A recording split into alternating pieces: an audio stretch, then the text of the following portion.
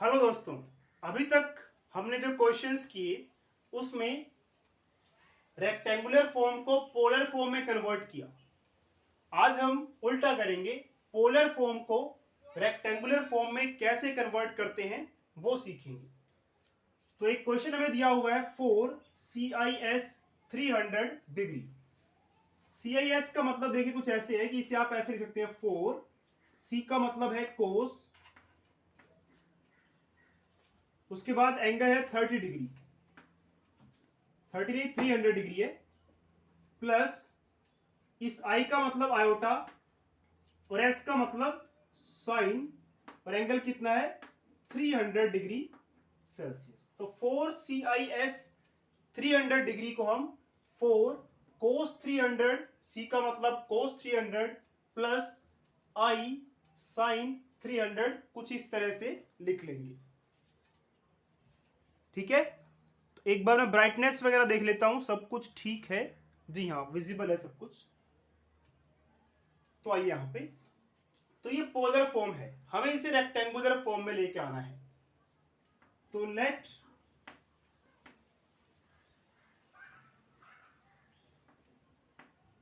Rectangular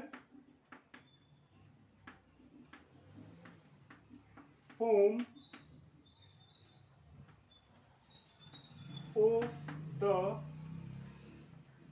above expression is, इसका rectangular form मान लिया हमने a प्लस आयोटा बी है। ये रेक्टेंगुलर फॉर्म होता है, आपको पता है ना, शुरुआत में आपको बताया गया कि ये रियल पार्ट और ये इमेजिनरी पार्ट, ये रेक्टेंगुलर फॉर्म है। तो हमें रेक्टेंगुलर फॉर्म पता नहीं है, इसलिए a प्लस आयोटा बी मैंने मान लिया है। तो a प्लस आयोटा बी इसका क्या है, रेक्टेंगुलर फॉर्म है। तो ये रेक्टेंगुलर फॉर्म और ये पोलर फॉर्म है, तो दोनों कॉम्प्लेक्स नंबर सेम, बस ये पोलर फॉर्म में और ये रेक्टेंगुलर फॉर्म में। अगर दोनों सेम है तो दोनों को हम इक्वल कर सकते हैं। तो दोनों को इक्वल कर दीजिए, a plus iota B is equal to 4 cos 300 degree Celsius plus iota sine 300 degree Celsius. a plus iota B, इस 4 को मल्टीप्लाई कर दीजिए दोनों से, तो ये बन जाएगा 4 कोस 300 प्लस 4 को यहां पे मल्टीप्लाई कर देंगे 4 आयोटा साइन 300, या यहां पे आप ऐसे लिख दें, आयोटा पहले लिख दें और 4 यहां पे, मल्टीप्लाई में आगे पीछे चलता है। अब आप क्या करेंगे, equating real and imaginary parts. तो रियल और इमेजिनरी पार्ट्स को इक्वेट करें।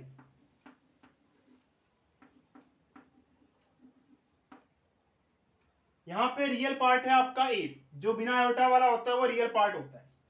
तो a इज इक्वल टू, यहां पे बिना आयोटा वाला है, ये आयोटा के साथ वाला है, तो बिना आयोटा वाला रियल पार्ट होता है। तो यहां पे बिना आयोटा वाला a है और यहां पे बिना आयोटा वाला 4 कोस 300, ये इक्वेशन नंबर 1। अब इमेजिनरी पार्ट, यहां पे i के साथ है b, तो वो इमेजिनरी पार्ट है। यहां पे i के साथ है 4 साइन 300,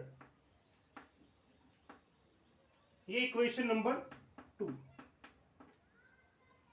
तो अब अगर हमें a की और b की वैल्यू पता लग जाए तो हमारा जो रेक्टेंगुलर फॉर्म है a plus iota B, a की वैल्यू और b की वैल्यू नहीं पता, बस हमें अगर वो पता लग जाए तो हमें इस एक्सप्रेशन का रेक्टेंगुलर फॉर्म भी पता चल जाएगा।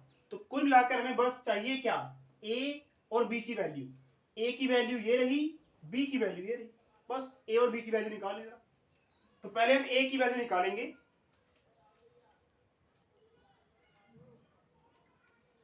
a is equal to 4 cos 300 कोस, जब भी आपको एंगल 270 डिग्री से लेके 360 के बीच में दिया हो, जैसे कि ये 270 और 360 डिग्री के बीच में है, तो तो उसे आप ऐसे लिख लेंगे 360 डिग्री माइनस 300। ऐसा क्यों लिख रहे हैं वो हम ट्रिग्नोमेट्री में डिस्कस कर लेंगे। कॉम्प्लेक्स नंबर में पूरी ट्रिग्नोमेट्री पढ़ने की जरूरत नहीं है। बस जब भी एंगल 270 से बड़ा हो और 360 से छोटा हो तो उसको आप ऐसे लिख लेंगे।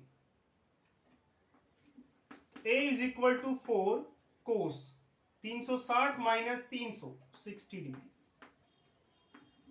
a आ जाएगा 4 कोस 60 की वैल्यू होती है 1/2।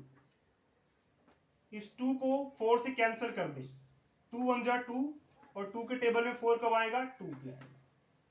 तो ये 2 के टेबल में 1 पे आता है और ये 4 2 के टेबल में 2 पे आता है। तो 2 1 जा ये 2 हो जाएगा और नीचे 1 नीचे लिखने की जरूरत है नहीं। डिवाइड या मल्टीप्लाई में 1 नहीं लिखेंगे तो भी चलेगा। a की वैल्यू आपके पास आ गई है। इसी तरह से हम b निकाल लेते हैं। तो b हमारा कितना था 4 sin 300। अब देखिए 4 sin 300, तो इसे भी आप 360 डिग्री माइनस 300 लिखेंगे।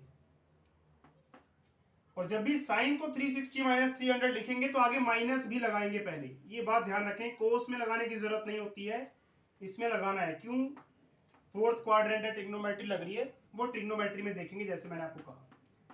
-4 साइन 60 की वैल्यू होती है √3/2। अब इसे कट कर देंगे 2 के टेबल से। तो 2 के टेबल में 2 कब आता है 1 पे, 2 के टेबल में 4 कब आता है 2 पे। तो आंसर -2√3। तो बी भी आ गया आपके पास, ए भी आ गया आपके पास। ए और बी अगर आपके पास आ चुका है, ये बी और ये ए, तो बस आपके पास इसकी रेक्टेंगुलर फॉर्म भी आ गई है। तो हेंस रेक्टेंगुलर फॉर्म इज, तो रेक्टेंगुलर फॉर्म थी a plus iota B. a की वैल्यू है 2, उसके बाद प्लस आयोटा लगाएंगे और b की वैल्यू हमारे पास है -2√3। अब ये प्लस और ये माइनस मल्टीप्लाई में तो माइनस हो जाएंगे, तो हम एक काम करते हैं ना, सीधा माइनस लगा देते हैं आप। तो 2 माइनस आयोटा 2√3। तो ये आपका फाइनल आंसर आ चुका है।